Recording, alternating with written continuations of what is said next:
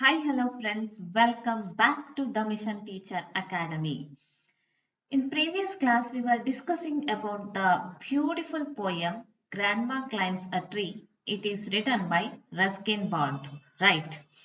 Ruskin Bond was telling about his grandma was genius. ಅವ್ರ grand ತುಂಬಾ ಬುದ್ಧಿವಂತೆಯಾಗಿದ್ರು ಅಂತ Ruskin bond first statement ಅನ್ನ ಕೊಡ್ತಾರೆ. ಆಮೇಲೆ ಅವರು ಮರ ಹತ್ತೋದನ್ನ ಯಾರಿಂದ ಕಲ್ತ್ರು, ಎಷ್ಟನೇ ಏಜಿಗೆ ಅವರು ಲಾಸ್ಟ್ ಮರ ಹತ್ತಿದ್ರು, ಆ ಕಲೆ ಅವರು ಎಷ್ಟು ಎಂಜಾಯ್ ಮಾಡ್ತಾ ಇದ್ರು, ಅವೆಲ್ಲವನ್ನ ಅವರು ಹೇಳ್ತಾ ಹೋಗ್ತಾರೆ. ಆದ್ರೆ ಅವರ ಫ್ಯಾಮಿಲಿ ಮೆಂಬರ್ಸ್ಗೆ ಒಂದು ಭಯ ಇತ್ತು. ಅದ್ಯಾವ್ದಪ್ಪ ಅಂದ್ರೆ ಒಂದಿನ ಅವರು ಮರ ಹತ್ತಿ ಕೆಳಗಡೆ ಬಿದ್ದು ಬಿಟ್ರೆ ಅಂತ ಅಲ್ವಾ. ಆದ್ರೆ ಗ್ರ್ಯಾಂಡ್ ಮದರು ಕಾನ್ಫಿಡೆನ್ಸ್ ಇಂದ ಮರವನ್ನ ಹತ್ತಾ ಇದ್ರು, ಮತ್ತೆ ಹತ್ಬೇಕು ಅನ್ನುವಂತ ಹಂಬಲದಲ್ಲಿದ್ರು. ಆದ್ರೆ ಒಂದಿನ ಅವರ ಮನೆಯ ಫ್ಯಾಮಿಲಿ ಮೆಂಬರ್ಸ್ ಎಲ್ಲ ಏನ್ ಮಾಡಿದ್ದಾರೆ, ಸಿಟಿಗೆ ಹೋಗಿದ್ದಾರೆ. ಆ ಟೈಮ್ ನಲ್ಲಿ ಗ್ರ್ಯಾಂಡ್ ಮರವನ್ನ ಹತ್ತಿದ್ರು, ಬಟ್ ಅವರಿಗೆ ಕೆಳಗ್ ಬರ್ಲಿಕ್ಕೆ ಸಾಧ್ಯ ಆಗ್ತಾ ಇರ್ಲಿಲ್ಲ. ಅಲ್ಲಿ ತನ ನಾನು ಸ್ಟಾಪ್ ಮಾಡಿದ್ದೆ ಅಲ್ವಾ. Next,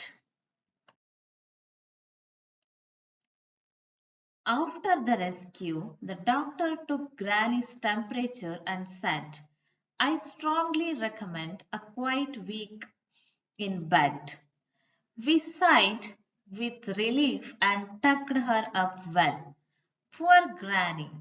For her, it was like a brief season in hell, confined to her bedroom while every breeze whispered of summer and dancing leaves.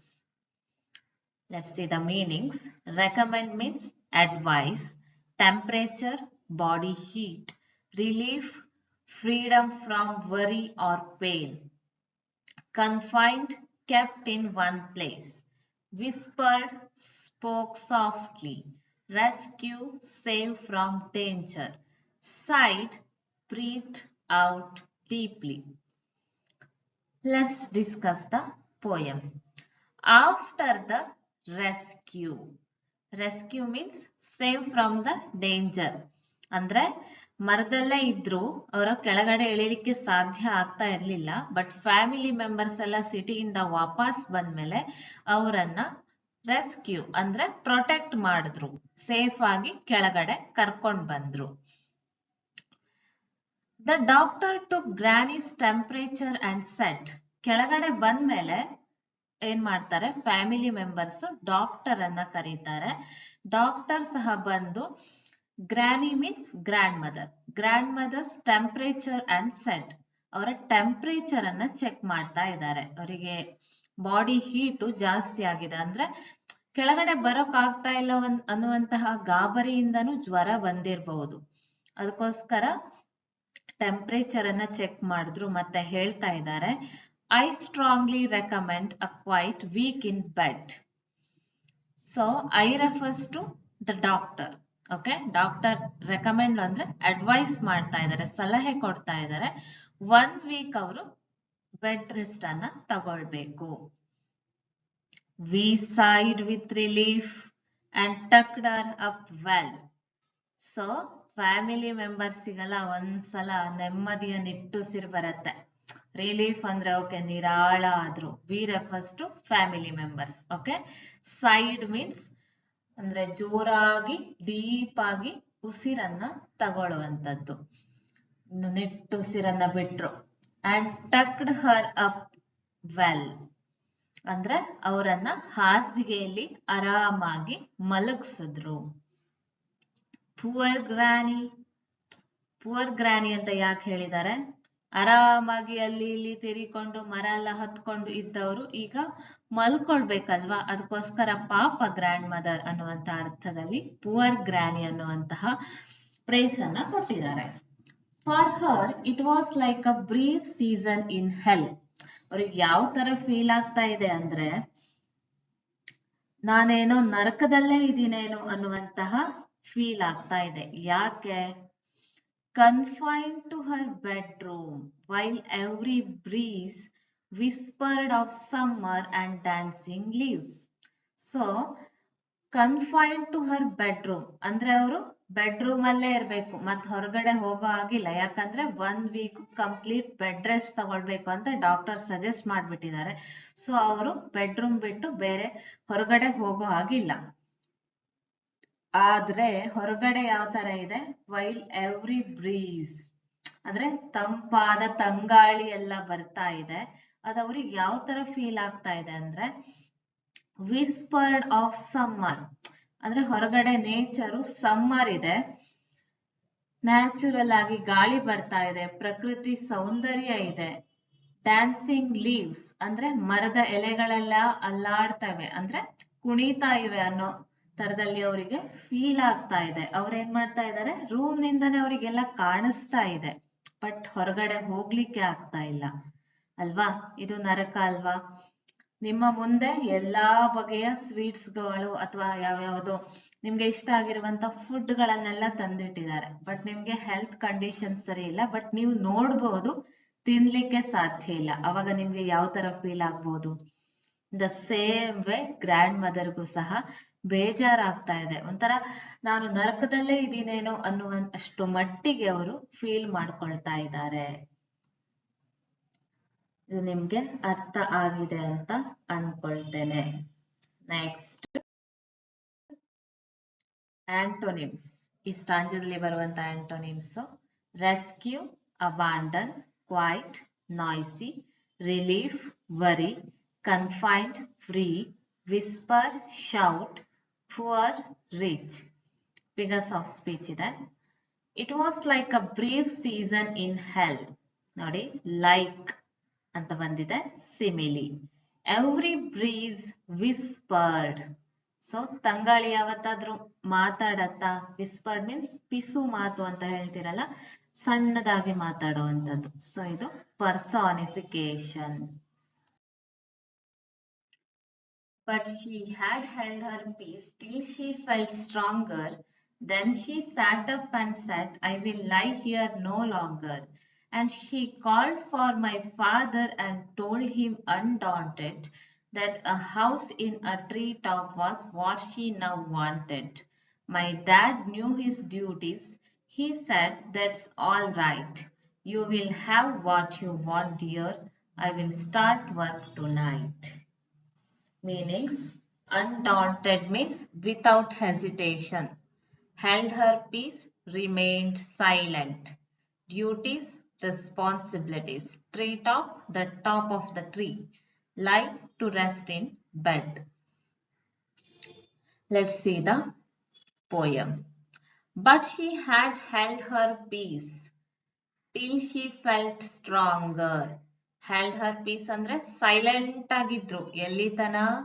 ಅವರು ಸುಧಾರಿಸ್ಕೊಳ್ಳೋ ತನ. ಯಾವಾಗ ಅವರು ಓಕೆ, ನನ್ನ ಹೆಲ್ತ್ ಕಂಡೀಷನ್ ಗುಡ್ ಆಗಿದೆ, ನಾನು ಸ್ಟ್ರಾಂಗ್ ಆಗಿದ್ದೀನಿ ಅಂತ ಅವರಿಗೆ ಅನ್ಸ್ತಾ ಇದೆಯೋ ಅಲ್ಲಿ ತನ ಅವರು ಸೈಲೆಂಟ್ ಆಗಿದ್ರು. ಅಂದ್ರೆ ಪೇಷನ್ಸ್ ಇಂದ ವೇಟ್ ಮಾಡ್ತಾ ಇದ್ರು. ಯಾಕೆ?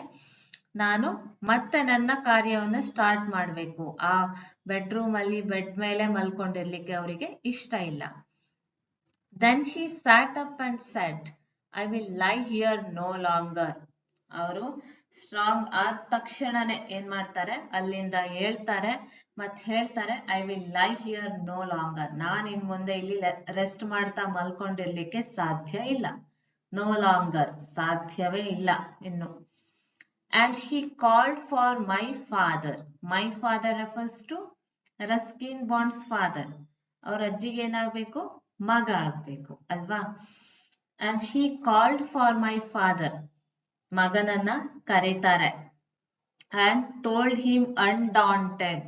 Undaunted means without hesitation.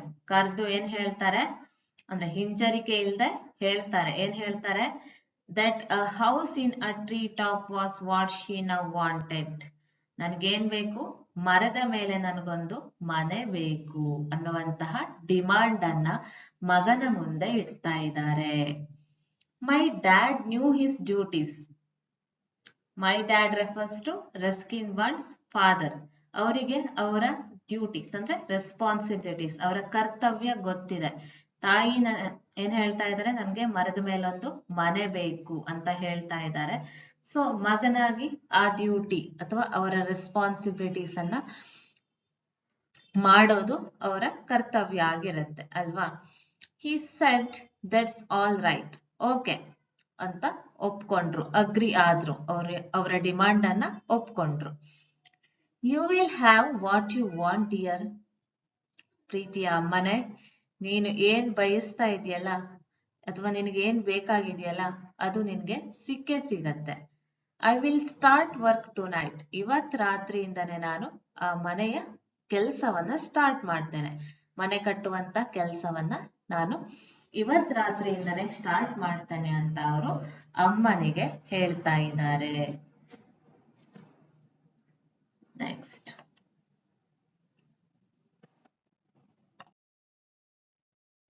antonyms: stronger, weaker, undaunted, fearful, longer, shorter, start, stop. Last stanza. With my expert assistance, he soon finished the chore, made her a tree house with windows and a door. So Granny moved up, and now every day I climb to her room with glasses and tray. She sits there in state and drinks sherry with me, upholding her right to reside in a tree. So, with my expert assistance. Okay, before let's see the meanings. Assistance, help, chore, work or task. Sherry, a type of drink. Reside, live. Expert, skilled person. Uphold, support. State, with dignity. Let's discuss the poem. With my expert assistance ಅಂದ್ರೆ Ruskin bond ಅವರು ಏನ್ ಮಾಡ್ತಾರೆ, ತಂದೆಗೆ ಮನೆಯನ್ನ ಕಟ್ಲಿಕ್ಕೆ help ಮಾಡ್ತಾ ಇದ್ದಾರೆ. He soon finished the chore ಅಂದ್ರೆ ಅವ್ರಿಗೆ ಕೊಟ್ಟಿರುವಂತ ಟಾಸ್ಕ್, ಚೋರ್ ಮೀನ್ಸ್ ಟಾಸ್ಕ್, ಆ ಕೆಲಸವನ್ನ ಏನ್ ಮಾಡಿದ್ರು, ಬೇಗನೆ ಪೂರ್ಣಗೊಳಿಸಿದ್ರು, finished. Made her a tree house with windows and a door. ಏನ್ ಮಾಡಿದ್ರು, ಅವ್ರ ಅಜ್ಜಿಗಾಗಿ ಅಥವಾ ಅವ್ರ ತಾಯಿಗೋಸ್ಕರ ಕಟ್ತಾ ಇರೋದು. ಯಾರು? Ruskin Bond's father, right. So ಕಿಟಕಿ ಮತ್ತೆ ಬಾಗಿಲುಗಳನ್ನು ಸಹ ಹೊಂದಿರುವಂತಹ ಒಂದು ಟ್ರೀ ಹೌಸ್, ಮರದ ಮೇಲೆ ಮನೆಯನ್ನ ನಿರ್ಮಿಸ್ತಾರೆ. So granny moved up and now every day. So ಅವರ ಅಜ್ಜಿ ಆ ಮನೆಗೆ ಹೋಗಿ ವಾಸಿಸ್ಲಿಕ್ಕೆ ಪ್ರಾರಂಭ ಮಾಡ್ತಾರೆ. ಕಂಪ್ಲೀಟ್ ಆಗಿ ಅವರು ಆ ಮನೆಗೆ ಶಿಫ್ಟ್ ಆಗ್ತಾರೆ. And now every day I climb up to her room with glasses and tray.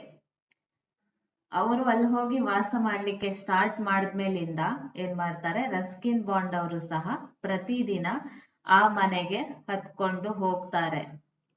ಅದ್ರ ಜೊತೆಗೆ ಗ್ಲಾಸ್ ಮತ್ತೆ ಟ್ರೇ, ಪ್ಲೇಟ್ ಅದನ್ನು ಸಹ ತಗೊಂಡು ಹೋಗ್ತಾರೆ. ಯಾಕೆ?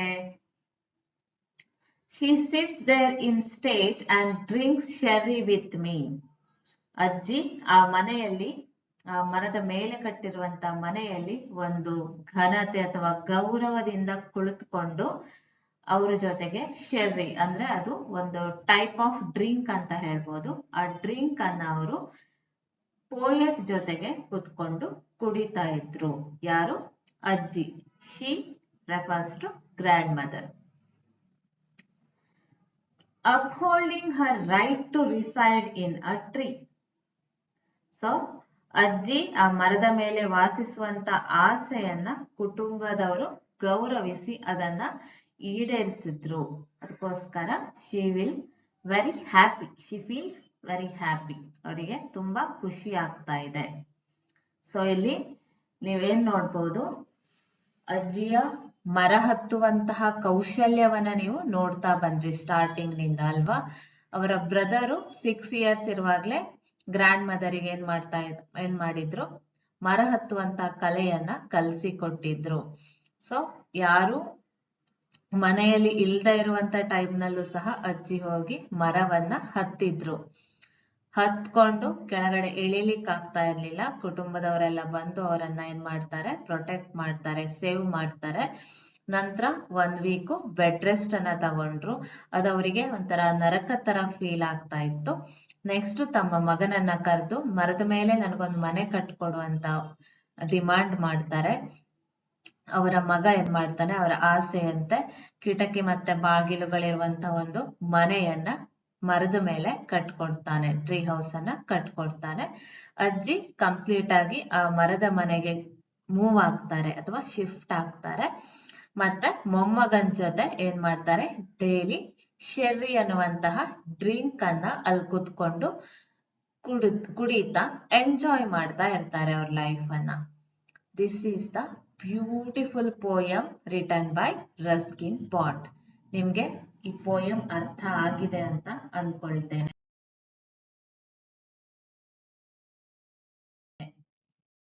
ಆಂಟೋನಿಮ್ಸು ಈ ಸ್ಟಾಂಜದಲ್ಲಿ ಬರುವಂತದ್ದು: right, wrong, soon, late, finished, started, expert, beginner. So ನಿಮ್ಗೆ ಈ ವಿಡಿಯೋ ಇಷ್ಟ ಆಗಿದ್ರೆ ಲೈಕ್, ಶೇರ್, ಕಮೆಂಟ್ ಮಾಡಿ, ಹಾಗೆ ನನ್ನ ಚಾನಲ್ ಅನ್ನ ಫಾಲೋ ಮಾಡ್ಕೊಳ್ಳಿ. ಮುಂದಿನ ವಿಡಿಯೋ ಜೊತೆ ಮತ್ತೆ ಸಿಗ್ತೇನೆ. ಅಲ್ಲಿಯವರೆಗೂ ಟಾಟಾ, ಬಾಯ್ ಬಾಯ್.